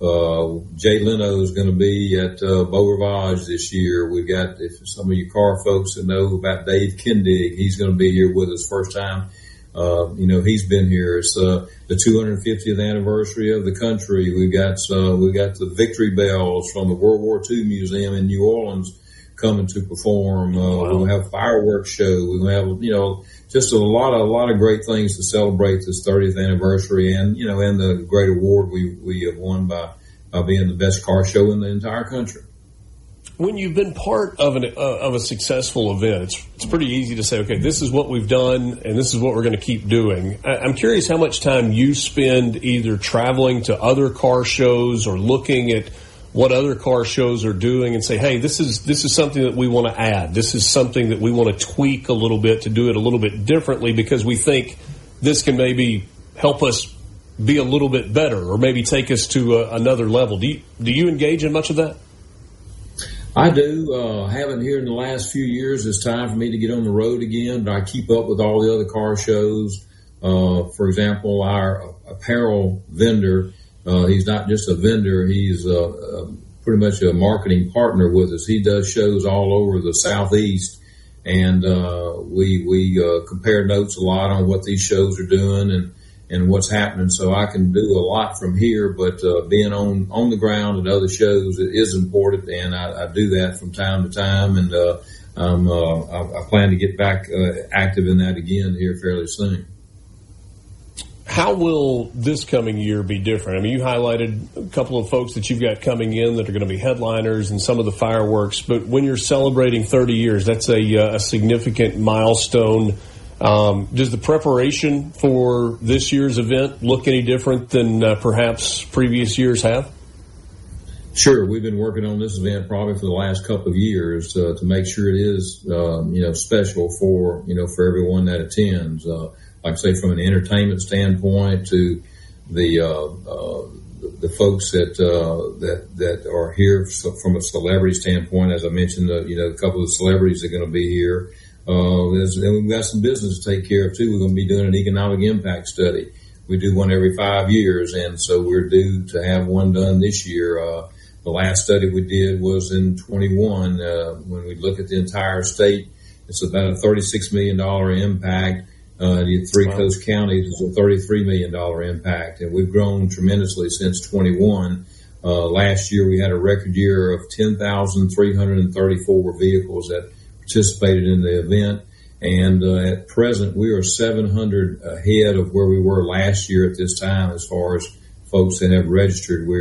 We have 40 states represented from and then from foreign countries, we have Australia, Canada, England, and New Zealand already signed up for the event. So we're way on our way to having a great event this year. It's just going to be special. I think the fact that we're this far ahead, I think a lot of people are really wanting to be here for the 30th anniversary. So we try to do what we can as best as we can to make this event like I say, great every year, but it's really special on these anniversary years. With some of the festivals that happen in Mississippi, and I live in Oxford, and so this is kind of anecdotal to Double Decker, the big weekend festival that they have. They use some data and analytics tools to judge crowd size, but it's just a one-day event.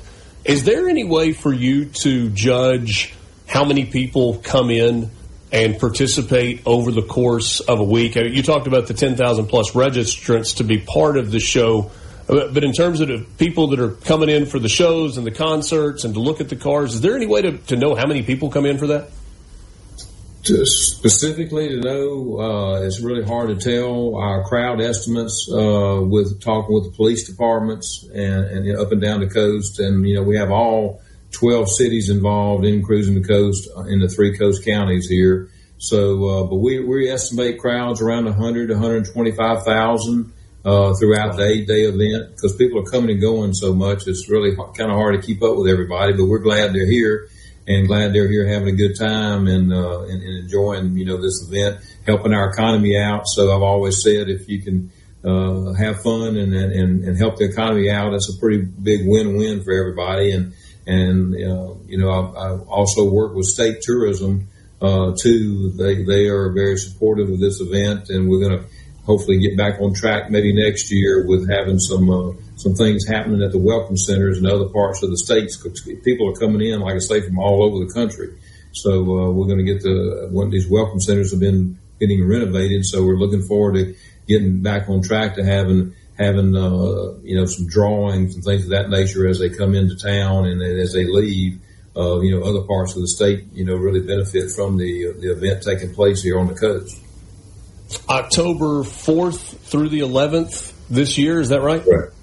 Yes, 4th through the 11th are the dates for this year, and like I say, things are just shaping up to really be a really, really great year. Mother Nature needs some cooperation from her, provided that all happens, which normally it does.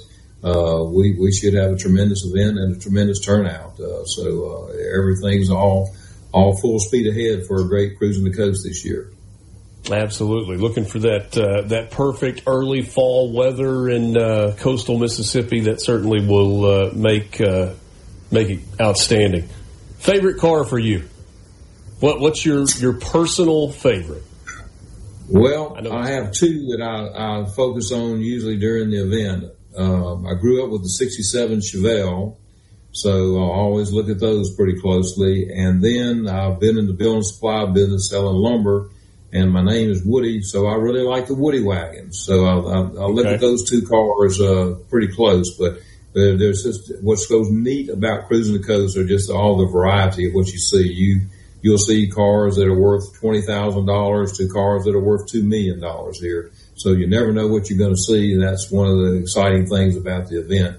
We have burnout contests, we have flame throwing events going on. We just have, a little bit of everything, but spending that time here on the Mississippi Gulf Coast at that time of the year.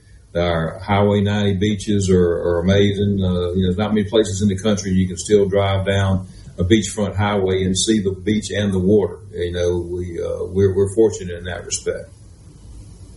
When you say the Woody wagon, are you specifically talking about the Wagoneer, or is that kind of all of those wood-paneled vehicles that we saw along the way? Yeah, I would say all of those. I really enjoy looking at all of them. It's amazing how many manufacturers there are of those vehicles, and so I enjoy looking at all of them. We've got a guy that drives down here from Delaware every year in his Woody wagon, and he hadn't sold it to me yet. I keep talking to him about it, but we hadn't cut a deal yet, so we'll see. If you find a good deal on one of those, pass it along. I've always thought that'd be a great first vehicle for my son. They're big, they're heavy, they're slow, and they're 4-wheel drive. That feels like that would be the perfect combination for a first vehicle. Oh yeah, that would be good. Now they have some that are pretty fast too, so some have been kind of modified a little bit too from the old days. No, we want a slow one. We want a slow one. Well, with your son, I understand that. So that's right. Woody, thanks so much for your time. Always good catching up. appreciate it and look forward to everybody coming to see us October the 4th through the 11th. Come see us. Woody Bailey, Executive Director, Cruising the Coast. From the Venable Glass. The coffee is hot, but the truth is even hotter. It's hot news. Mornings with Richard Cross. Yeah, it's hot news. On Super Talk Mississippi.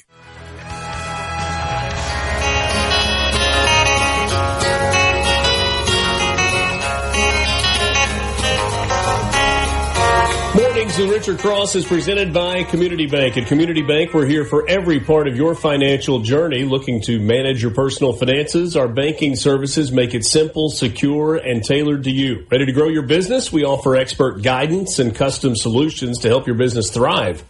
Dreaming of a new home? Our mortgage specialists are here to make the process seamless, all designed with you in mind. We're more than just a bank. We're your partner for life's biggest moments. Community Bank, rooted in our community. Member FDIC, equal housing lender. Glad to be with you and glad to have the Speaker of the Mississippi House of Representatives, Jason White, in studio this morning. Good morning, Mr. Speaker. Good morning, Richard. How are you? Doing well. It's good to see you. It's been a while. It has been just a little bit, hasn't it? It has been. What was the most significant accomplishment by the legislature in the most recently completed session? The most significant accomplishment in your mind? Gosh, it's hard to pick one. What some may have thought was, not a very productive session, I thought was actually really productive. Now, there was some cold water thrown on it because we didn't get where myself and the House wanted on the school choice policies. So, but lost in all that, hey, if nothing else, we once again produced a transparent, balanced budget, conservative, not spending every dollar we're taking in. That went off without a hitch this year. So we finally got to a place. It took us 3 years, but we finally got to a place, a long-time goal for us in the House, as stated when I was elected Speaker, was we are going to do the budget in a transparent and orderly way in the broad daylight. And we did finally pull that off. We weren't up there at midnight on conference weekend cutting deals for $1 here and $1 there, or nobody knowing what's going on. So that was tremendously positive for the membership on both ends of the building. It kind of, that's not a sexy topic that everybody wants to talk about. But for us, it is one of our main functions of the legislative, authority and responsibility is to produce a budget in a timely and orderly way. And I think members and the taxpayers want that to be more transparent and readily available for consumption by them. So, why did that go so much more smoothly this year than in the previous 2 years of this kind of 4-year block? Well, I'll say it this way. Anything you do in state government or legislative or anywhere within 5 miles of the Capitol, people will stop you and say, that's not the way it's done. We always do it this way. And so when I was elected Speaker, that was one of the things my members had really kind of harped on and talked to me about is we got to do different when it comes to the budgeting. And so maybe the first year, we were headed for that wreck the first year. And then if you remember, we finally got the Senate on board with a new education funding formula. And so in an olive branch to say, okay, we ended up that conference weekend, that first session, actually still working on the budget in the middle of the night. And that was my attempt at meeting in the middle when they finally came around to the way we wanted to do education funding formula. Or we would have been where we were last year, which is we got to the end of session. Nobody really believed us that we weren't going to be up there doing it in the middle of the night. We've got in last year's case, 90 days to do a budget. There's no reason for us to do it in a day and a half. So as you remember, we left session last year with no budget and had to come back. Right.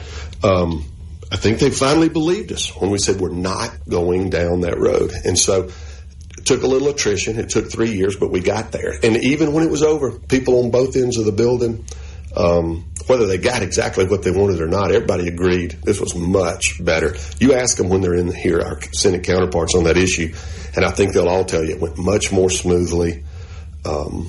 Wasn't so hectic, not mistakes that happen when you do stuff, in a time crunch and that sort of thing. So I would just say a little bit of attrition. It took 3 years to get us there, but I think everybody liked it now and sees, hey, it can work, and we're not going back to the other way.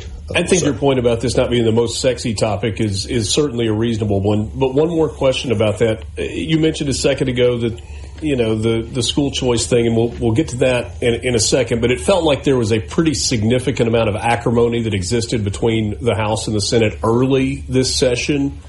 But some of that was smoothed out in the last 3 weeks, maybe even the last month of the session, that allowed the two sides to come together and achieve what you're talking about in terms of going through the budget, identifying priorities, getting it done, and getting that across the finish line. How did that get smoothed out?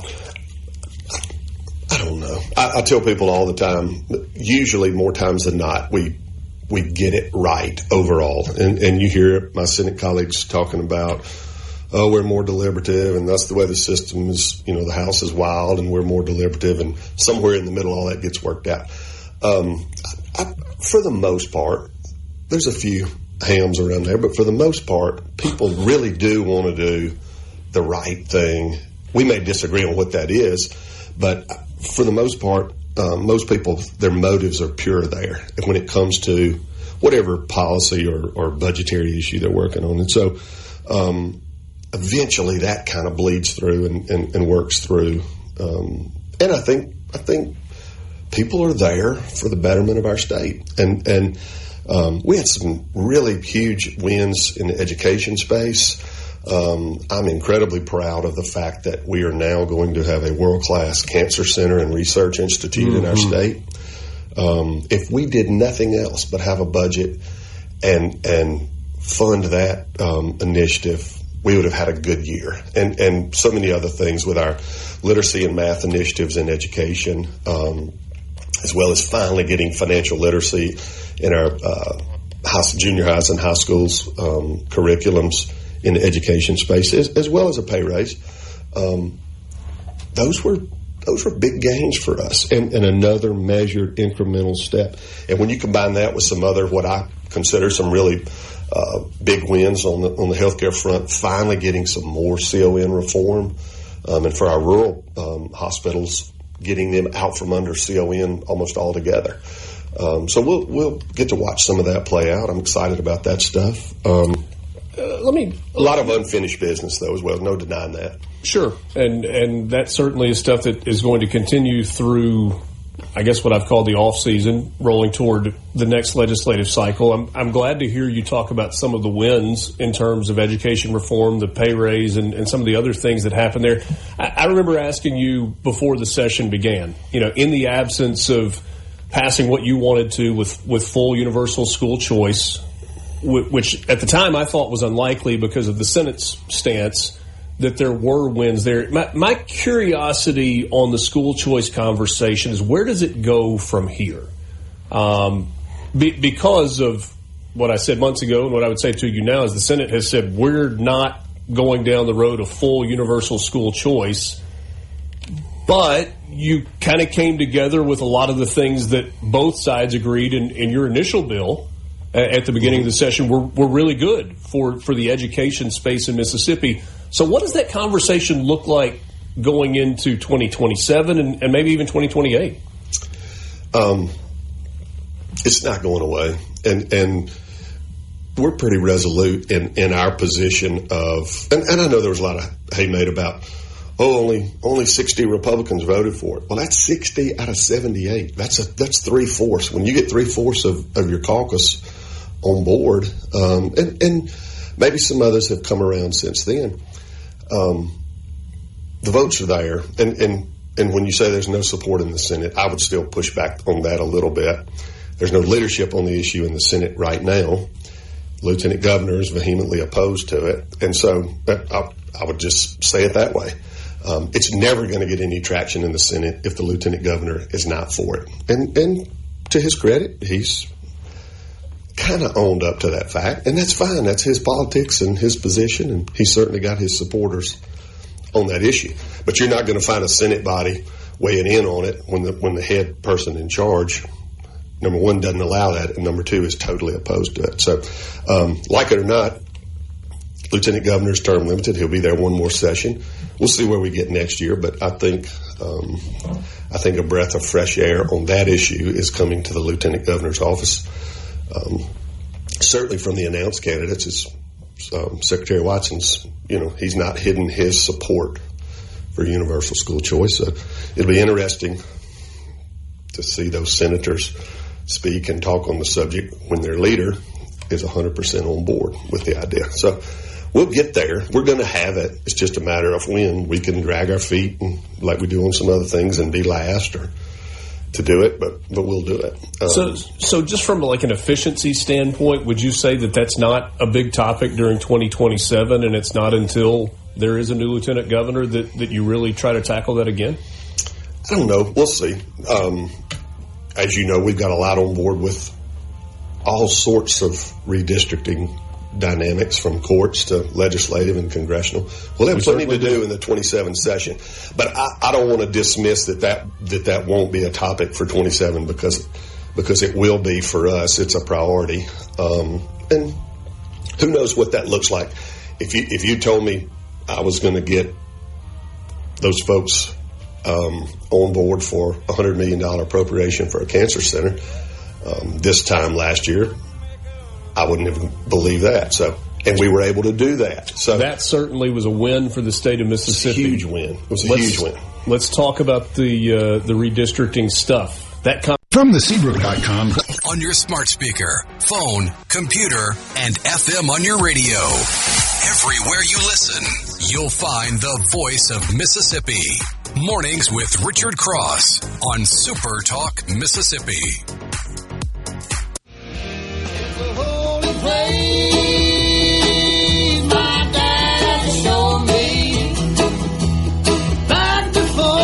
Mornings with Richard Cross, SuperTalk Mississippi, presented by Community Bank. My guest this morning is Speaker of the House Jason White. Always appreciate his time. We touched, or at least alluded to the idea that we'd talk about redistricting. This could have been a much different week than it has turned out to be. After last Wednesday, I guess it was, the governor canceled the special session, or rescinded the special session that had been called for Supreme Court redistricting in Mississippi. There are really, I think, three pillars to the redistricting conversation. There's the Supreme Court redistricting, legislative redistricting, and congressional redistricting in Mississippi. You announced last week, I think it was last week, the select committees that you were putting in place to really do a lot of study and evaluation of some of the big issues that we could be headed for in 2027. This redistricting conversation has kind of stolen all the oxygen in the room in the last couple of weeks in the wake of the Supreme Court decision, Calais versus Louisiana. There are some that are saying Mississippi must act right now. The position that the governor laid out when we visited last week was, we are going down this road, but we're not going to do it right this second, at least as we sit here today. What can you tell us about timeline, philosophy, all of those things? And forgive me for such an open-ended question. Well, your question is actually on point, because it is an open-ended scenario surrounding legislative redistricting and the way we draw maps, whether you're talking about congressional or our state legislative, House and Senate maps, and even our Supreme Court, which is also tied to our public service commissioners and our highway commissioners. So a large swath, other than, those few statewide offices, everything else, few statewide offices and our 2 U.S. senators, other than that, everything is tied to the way we draw those maps. And Calais, the decision there that comes down the end of this, on the 29th of April, turns all that on its head. By the court directing and saying, you're going to disentangle race and politics. And in Mississippi, that's a recipe for folks to have, very charged opinions on the issue. There's no denying how we've drawn maps in the past because of the Voting Rights Act and the way Section 2 was applied. to build those majority-minority districts. And the way the courts have told you have to draw them out. Yes, sir. Yes, sir. So this idea, now we didn't get in this overnight. This is over 40 years of map drawing, maybe a little more or less than that, depending on the year and the specific map. And so we won't get out of it overnight. And it's not as simple. I see these keyboard warriors that are online just producing 4 Republican congressional districts in Mississippi with some astounding numbers. That's not the nature of our population. Those numbers don't work. A guy in Indiana sends me a map, or a guy in Michigan sends me a map. They don't know a thing about Mississippi, and I don't know where they're getting their numbers and those kind of things. And I was on X. By the way, our numbers are growing. They are. The governor and you and me are all in the. What was it, Lance? You're really extremely liberal. Yeah, we're extremely liberal for saying that this can't be done quickly and it's complicated. Well, raging lib. Yeah, raging lib. That was the phrase that when I first said, "Hey, this is complicated and it may take a little while." I became a raging lib when I said that. Why is it complicated? It's complicated. Number one, for us, it's not clear cut right out of the chute because we already have our primaries. And I have been looking around asking folks, hey, historically, why do we have those congressional primaries so early? Illinois does theirs that way as well, and maybe one or two others, but I think that's it. So that greatly complicates it for us. Having said that, it's not undoable, and this idea that somebody somewhere is defying the White House and the Trump administration, we're in constant contact with them on numerous issues. Really, almost on a daily basis, but certainly on a weekly basis. And right now, they are urging caution and restraint for us because of the dynamics at play when it comes to not only for Mississippi specifically. For Mississippi specifically, yes. If you look at it from a global picture, Republicans could potentially gain one congressional seat if we were able to draw 4 competitive districts for Republicans. Certainly, with what we have now is a 3-1, if you will, as far as the representation that we elect. Sure. And the numbers bear that out, and they will if that doesn't change for this election. I will tell you this, the House is ready, willing, and able to do our part to draw and redraw congressional districts that are fair and more so than that, satisfy the new legal standards that Calais brings upon us. And I think we can do that, and that's doable, whether that's this summer, whether that's this time next year, whether that's in January. I think you will see the House move on congressional redistricting. Now, certainly the governor, that's within his prerogative, what time and when he would call us back for that. We could do it. It's very tricky, and the legal ramifications, you would really be in no man's land. And that's why the governor's urging caution.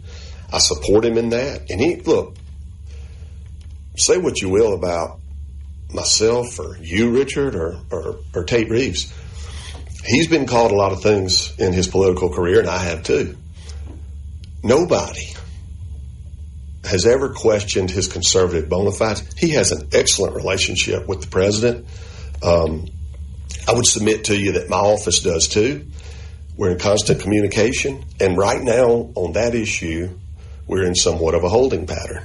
I understand it's easy for folks who aren't in the mix to stand up and say whatever they want to say about redistricting, because they're not going to be subpoenaed to court and get to testify and recall what they're running around saying and putting on social media. It's easy for folks who aren't in the policy-making business to lob out scenarios and, well, this is quick, this is easy, redraw the maps. We're a long ways from that. It can be done, but it's not that simple.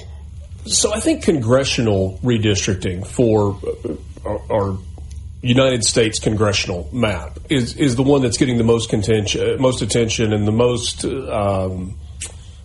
if you want to go with conservative or MAGA or Republican influencers are the ones that are kind of beating the table and saying, redraw the districts now.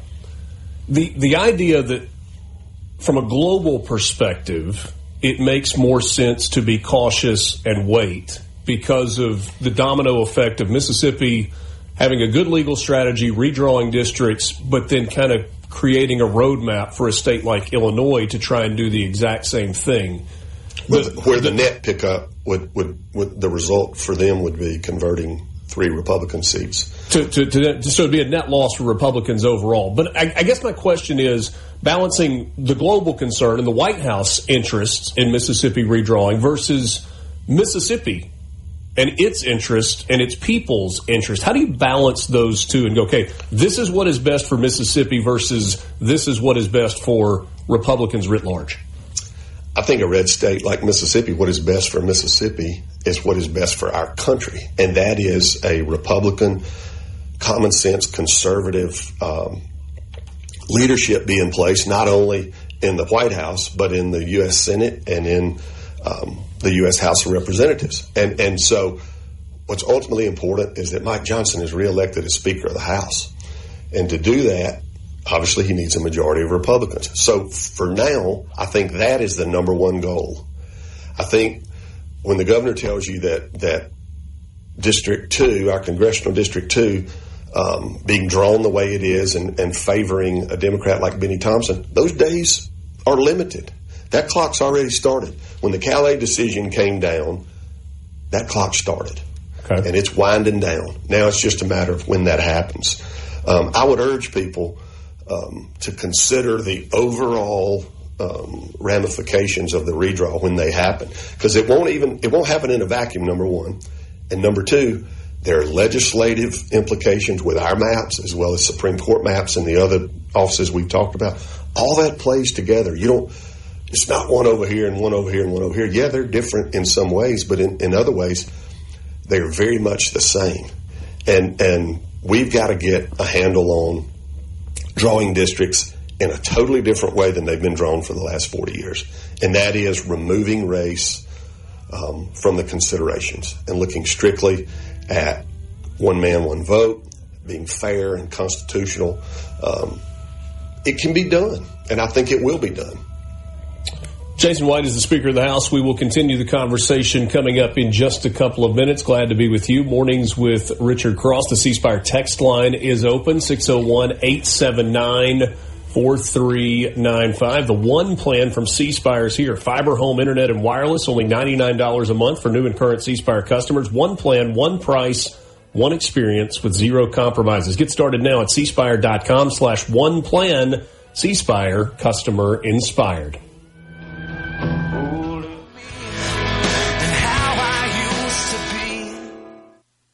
From the Venable Glass. Hi, fellow citizens. Mornings with Richard Cross. Right here, right now. Super Talk, Mississippi.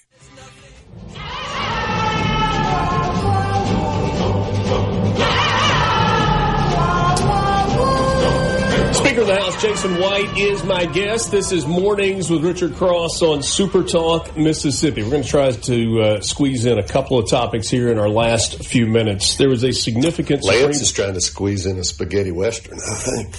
Well, we go far and wide on our country music Wednesdays, and you never know how deep the cuts are going to be. He's glad that he didn't show up on a Tuesday or Thursday. He didn't only got a bill on Capitol Hill, his favorite song I got for him. Yes, we like Wednesdays. Country absolutely. Wednesday. So on Monday, the Supreme Court handed down a ruling that reversed the lower court's ruling that Mississippi lawmakers unlawfully diluted black voting strength when it redrew the state's legislative districts. Significant because part of this redistricting conversation is about legislative districts. You lost, I believe, one Republican representative in the House. Lieutenant Governor lost two Republican senators and thereby lost the supermajority that existed in the Senate. When you think about legislative redistricting, Mississippi legislative redistricting, what does that look like and how quickly might that be put into place? Because that's a slightly different conversation, I think, than congressional redistricting. It is. We do have a little more time there. We have statewide elections next year, which will include legislative. So I think it's imperative that we get our maps in order before we return in January for that. Because, as you know, January 1st, qualifying starts and runs for the month of January. So we need to have that settled from a legislative redistricting standpoint before we get there. So, and I do believe the governor at some point between now and then will call a special session, if for nothing else than for us to address legislative redistricting.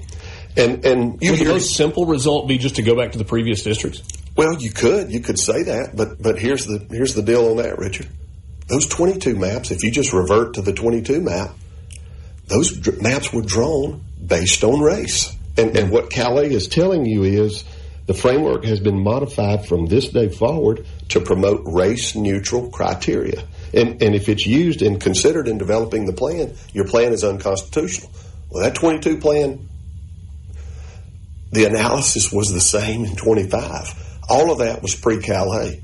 So, yes, incumbency matters and communities of interest and all the other factors that go into drawing maps. But, you hear our governor say it all the time. Conservative policy works.